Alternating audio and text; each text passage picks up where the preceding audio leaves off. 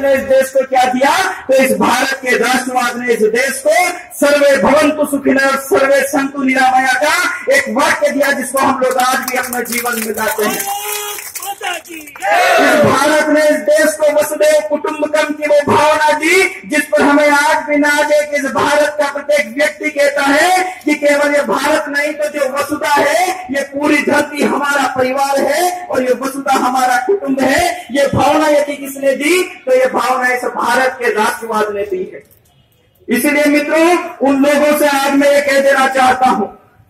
कि जिस माओ के उस माओवाद को, जिस मार्क्सवाद को और उनके जिस चीन और रूस के राष्ट्रवाद को, जिसको आज इस दुनिया के लोगों ने नकारा है, वो उस तरह का वो माओवाद और मार्क्सवाद इस भारत के अंदर नहीं चल पाएगा, क्योंकि यहाँ का युवा भी अब जाग चुका है। आज जब यदि देश के उस जेएनयू जवाहरलाल नेहरू विश्वविद्यालय के अंदर जहां पर हजारों छात्र, जहां पर कुछ 100, 150, 200 छात्र एक साथ इकट्ठे होकर भारत के विरोध की बात करते हैं, वो नारे लगाते हैं कि भारत तेरे टुकड़े होंगे इंशाअल्लाह इंशाअल्लाह, तो वहीं पर हमारे विद्यार्थी परिषद के कुछ छात्र उनके बीच में जाकर और भारत माता की जय लगाने का साहस रखते हैं। तो वास्तव में खुशी होती है कि यदि कुछ छात्र इस देश के विरोध में खड़े होते हैं तो उनके समक्ष, उनके सामने इस देश के ऐसे लाखों छात्र आज अपने कैंपस में देश का तिरंगा लेकर और वंदे मातरम के नारे लगाते हुए इस देश के लोगों को यह संदेश देता है कि हो सकता है कि इस देश के अंदर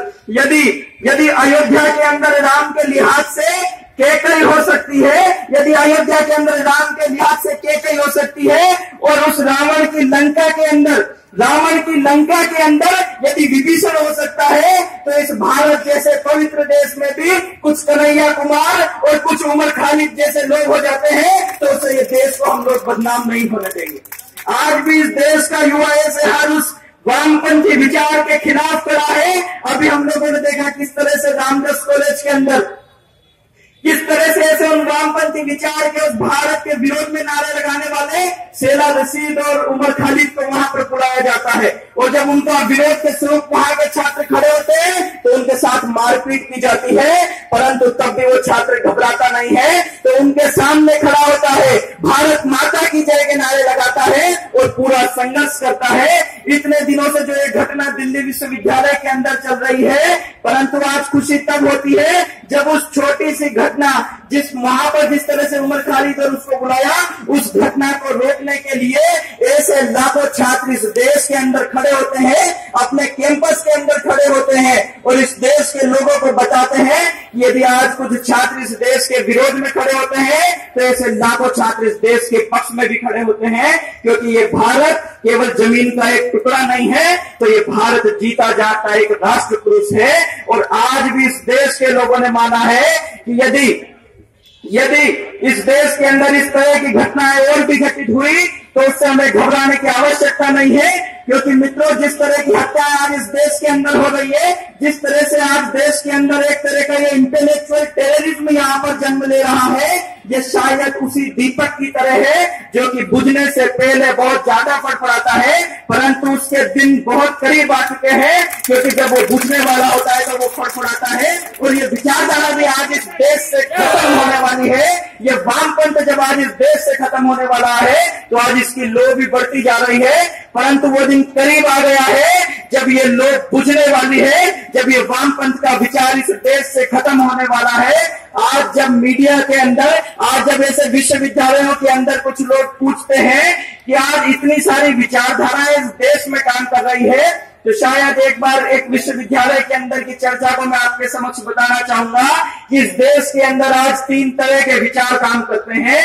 एक विचार कांग्रेस का है जो कि सन लगभग 1883 से इस देश में काम करता है। एक विचार वामपंथियों का है जो कि 1925 से इस देश में आया। एक विचार राष्ट्रीय स्वयंसेवक संघ का है जो कि 1925 में इस देश में काम कर रहा है। परंतु किस विचारधारा ने हमें क्या दिया, तो मैं आज बताना चाहता हूं कि 1883 से जिस कांग्रेस ने इस देश के अंदर काम करना शुरू किया, परंतु 1883 से आज तक यदि उन्होंने कुछ दिया तो उन्होंने इस देश को केवल एक पप्पू दिया है मित्रों, जो कि वहां पर जाता है और ऐसे वामपंथियों का साथ देता है, उनके साथ खड़ा होता है। यदि 1925 से इस देश में आए उन वामपंथियों ने इस देश को कुछ दिया तो वो कन्हैया कुमार जैसा एक मदारी दिया है एजेएनयू के अंदर खड़ा होता है और भारत के विरोध की बात करता है। और यदि हम बात करें तो 1925 से इस देश में राष्ट्रीय स्वयंसेवक संघ, विद्यार्थी परिषद जैसे कई कार्यकर्ताओं ने इस देश में कार्य करना शुरू किया, परंतु इस राष्ट्रवाद के विचार ने इस देश को कुछ दिया तो वो इस देश को दिया है कि जो कल तक चाय बनाता था वो आज इस देश का प्रधानमंत्री बन के बैठा है। तो ये आज इस राष्ट्रवाद के विचार की जीत है, ये हमारे इस देश के लाखों करोड़ों भारतीयों की जीत है। तो मित्रों, मैं आप सभी से केवल यही कहना चाहूंगा कि अब इस देश के लोगों को इस वामपंथी विचार से घबराने की आवश्यकता नहीं है, क्योंकि अब इस विचार के सामने ऐसे लाखों छात्र खड़े हो चुके हैं जो कि इस भारत को तो दूर, एक दिन इस दुनिया से इस विचार को जल्द से जल्द दूर करने के लिए अपने प्रयास